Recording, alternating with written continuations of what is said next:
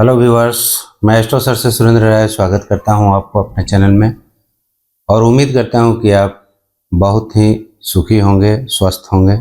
मित्रों, आज मैं कर्क राशि, कर्क लग्न के ऊपर चर्चा करने जा रहा हूं। कैसा रहेगा जून 2023 कर्क राशि वालों के लिए, कैसा रहेगा उनका health, wealth, career, family life कैसा रहेगा, सोशल लाइफ कैसा रहेगा, बिजनेस वगैरह की क्या स्थिति रहेगी। आज इन सारी चीज़ों पर हम चर्चा करेंगे। तो आइए सबसे पहले हम आपकी कुंडली पर ध्यान देते हैं। जून माह के ग्रह गोचर के हिसाब से ये आपकी कुंडली तैयार हुई है। ये जो फलादेश है वो चंद्र राशि के आधार पर मूलतः बनाया गया है, लेकिन यदि आप कर्क लग्न के भी हैं तो आप इसे देखिए, क्योंकि बहुत कुछ आपसे भी टैली करेगा। तो ये कुछ आपकी इस तरह की कुंडली है। आपके लग्न में मंगल बैठे हुए हैं, सूर्य बैठे हुए हैं। मंगल हालांकि ये आपके नीच के हैं। आपके चतुर्थ भाव में केतु बैठे हुए हैं। आपके अष्टम भाव में शनि स्वराशि कर होकर बैठे हुए हैं, ये अपनी मूल त्रिकोण राशि में है। आपके कैरियर भाव में, आपके दसम भाव में बुध, गुरु और राहु की युति है। सूर्य आपके एकादश भाव में बैठे हुए हैं। हालांकि बुध यहाँ पर बहुत ज़्यादा दिनों तक नहीं रहेंगे। ये 7 तारीख को ये आगे बढ़ेंगे और ये आपके सूर्य के साथ हो जाएंगे, वृष राशि में चले जाएंगे। सूर्य भी यहाँ बहुत दिनों तक नहीं रहेंगे। ये 15 तारीख को ये मिथुन राशि में चले जाएंगे। जून माह कुछ विशेष ही है आप लोगों के लिए, क्योंकि 2 बड़ी घटनाएं इस माह में घटने वाली है। एक तो आपके शनि वक्री हो रहे हैं और दूसरा गुरु और राहु का जो चंडाल योग है। अभी तक आप बहुत दिनों से सुनते आ रहे थे कि आपके दसम भाव पे गुरु चंडाल योग लग रहा है, गुरु चंडाल योग लग रहा है। तो इस माह में ये कुछ न कुछ निगेटिव या पॉजिटिव फल देने वाले हैं। अभी तक किसी भी राशि वालों को किसी भी तरह के फल की अनुभूति नहीं हुई थी, लेकिन जून माह एक ऐसा माह है कि जहां पर ये दोनों ग्रह आपस में बहुत ही नज़दीक हो जा रहे हैं।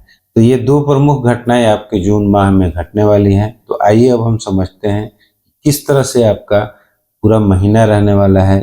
तो मित्रों, सबसे पहले हम इस कुंडली की वीक पॉइंट को पकड़ेंगे, उसके बाद हम पॉजिटिव को देखने की कोशिश करेंगे। तो हमारी सबसे पहले जो दृष्टि जाती है वो कैरियर भाव पे जा रही है। कैरियर भाव पे आपके गुरु हैं, राहु हैं।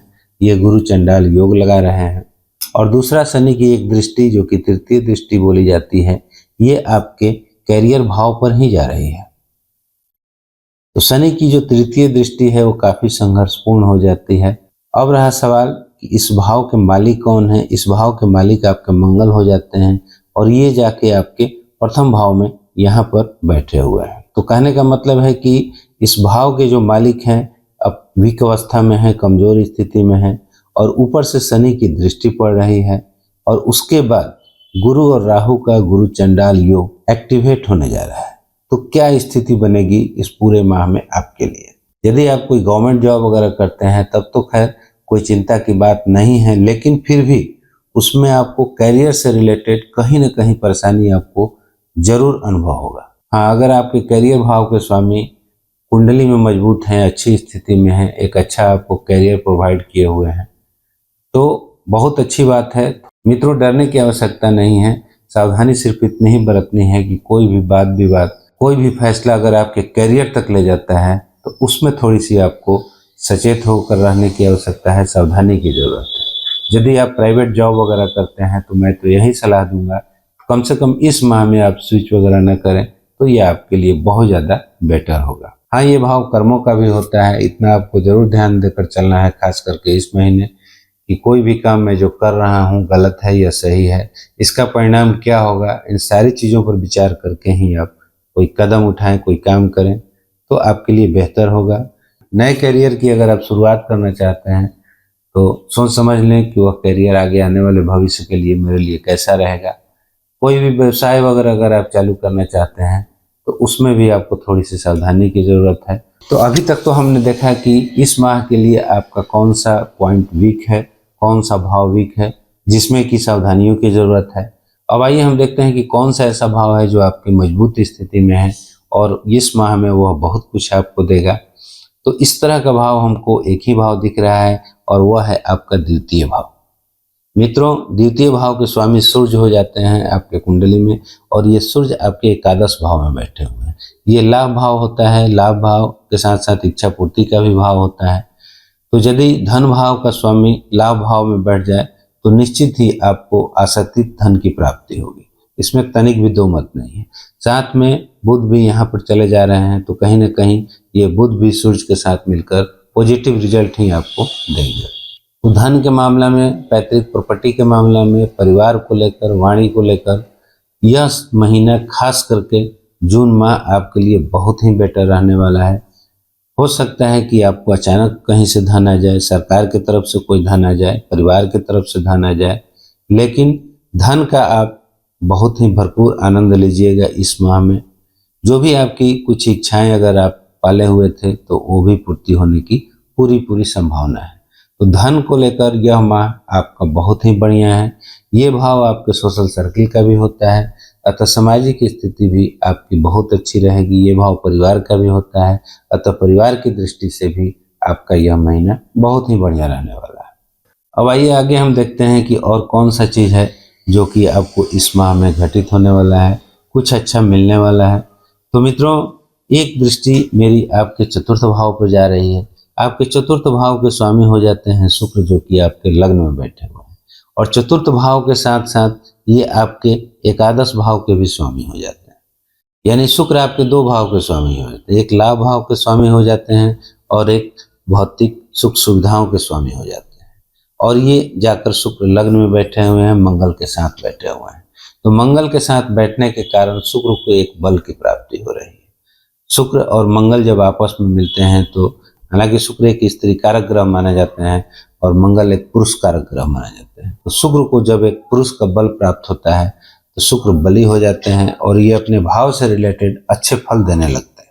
अब यहाँ पर शुक्र क्या करेंगे? तो शुक्र के बली होने का मतलब यह है कि आपके ये दोनों भाव उठेंगे। दोनों भाव जब उठेंगे तो ये भाव एक इच्छा पूर्ति का है, धन लाभ का है, और ये भाव आपके भौतिक सुखों का है।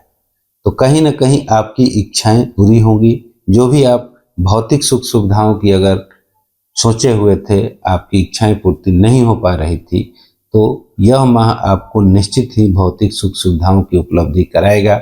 जो भी आपने सोचा था, अगर आप वाहन लेने की सोचे थे तो हो सकता है कि इस माह में आप वाहन की खरीदारी कर सकें। कोई जमीन, प्रॉपर्टी, मकान वगैरह यदि आप बनाने के लिए सोचे थे तो हो सकता है कि इस माह में आपका वो काम शुरू हो जाए। अब थोड़ा सा हम नज़र मंगल की तरफ दौड़ाते हैं। मंगल यहाँ पर नीच के होकर बैठे हुए हैं।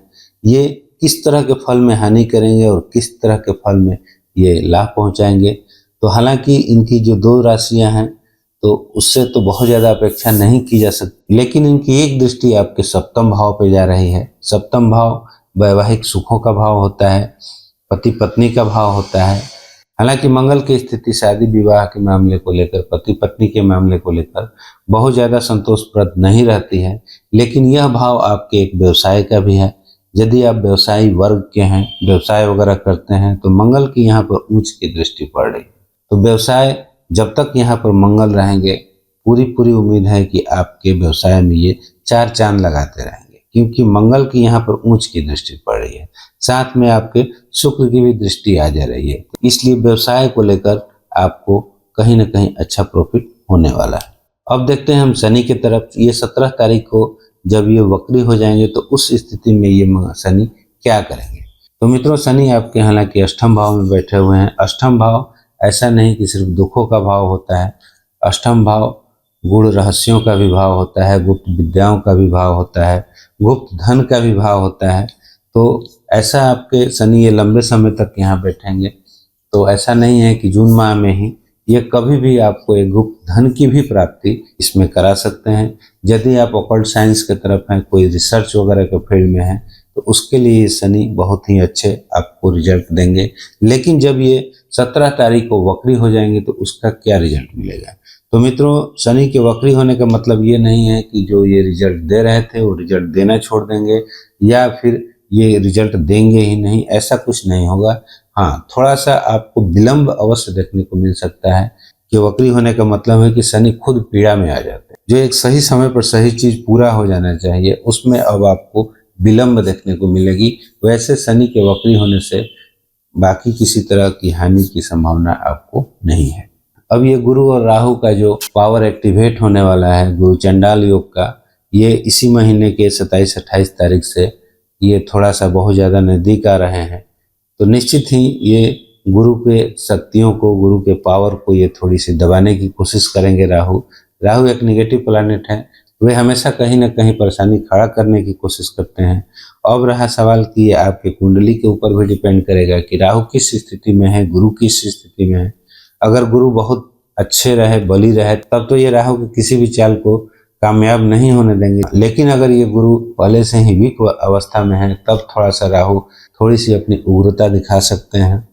तो यहाँ पर ये गुरु और राहु का जो चंडाल योग लग जा रहा है, ये किस तरह से प्रभावित करेंगे। तो मित्रों, गुरु एक बुद्धि है, विवेक है, विजडम है, और राहु एक निगेटिव प्लैनेट है। तो राहु को जब भी फल देना होगा, कुछ ऐसा करेंगे कि ये सबसे पहले बुद्धि और विवेक का ह्रास कर देंगे। अगर गुरु आपका कमजोर रहा कुंडली में, तो आपका डिसीजन मेकिंग कमजोर हो जाएगा, आपकी दूरदृष्टि खराब हो जाएगी, और उसी कमी का फायदा ये राहु उठा लेंगे। तो ये किसी भी तरह की घटनाएं हो सकती हैं, चाहे वो भाग्य से रिलेटेड हो, आपके कैरियर से रिलेटेड हो, या फिर आपके ये षष्ठम भाव से रिलेटेड हो। तो मित्रों, मैं तो यही कहूँगा कि आप जो गुरु की जो 2 राशियां हैं, उससे ही रिलेटेड आप अगर सावधानी बरत लें तो ये आपके लिए बेटर होगा। अब ये एक राशि इनके आपके ऋण रोग शत्रु में आ जा रही है, और दूसरा भाग्य भाव में आ जा रही है।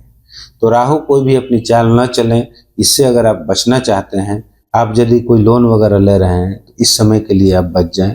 किसी से वाद विवाद हो रहा है, किसी से लड़ाई झगड़ा हो रहा है, कोई केस मुकदमा अगर आपके सामने आ रहा है, तो कम से कम खास करके इस अवधि के लिए आप उस चीज़ को पोस्टपोन कर दें। भाग्य से रिलेटेड भी अगर कोई डिसीजन लेना है, फैसला लेना है, तो आप इस समय के लिए अगर इसे रोक दें, तो ये आपके लिए ज़्यादा बेटर होगा। तो मित्रों, कुछ इस तरह की रहने वाली है आपकी मासिक राशि फल। यदि मेरा वीडियो का कंटेंट अच्छा लगे तो कृपया लाइक, शेयर और सब्सक्राइब जरूर कीजिएगा। चलिए मिलते हैं एक नए वीडियो के साथ। Thanks for watching. नमस्कार।